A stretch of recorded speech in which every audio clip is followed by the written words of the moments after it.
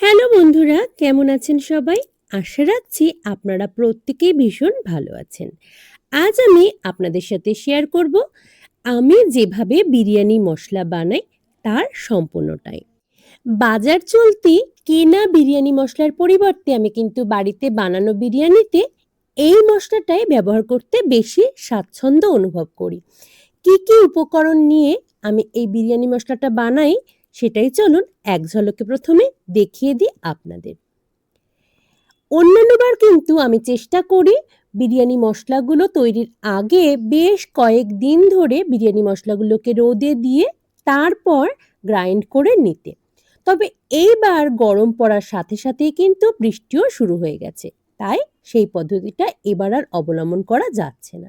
কি কি উপকরণ নিয়েছি দেখিয়ে দিই। নিয়েছি ছোট এলাচ 2 চামচ পরিমাণ, কয়েকটা দারচিনি স্টিক, নিয়েছি লবঙ্গ, গোটা জিরে, সাজিরে, সামরিচ, গোটা ধনে, নিয়েছি জয়িত্রীর ফুল বেশ কয়েকটা, স্টার আনিস 2টো, একটা জায়ফল, বেশ কয়েকটা শুকনো লঙ্কা, কয়েকটা তেজপাতা।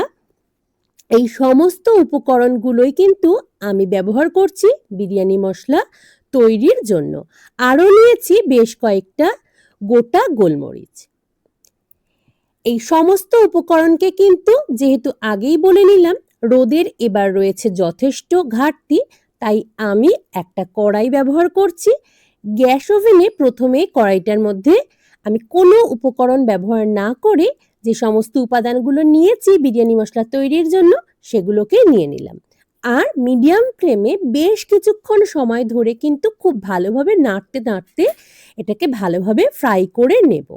এভাবে করে নিলে কিন্তু বিরিয়ানি মশলাটা তৈরি হওয়ার পর বেশ কিছুদিন, অন্তত কয়েক মাসের জন্য সংরক্ষণ করে রাখা সম্ভব হয়। এয়ারটাইট কন্টেনারে পুরে আমি কিন্তু বেশ কিছুদিনের জন্য এটাকে রেখে দিই।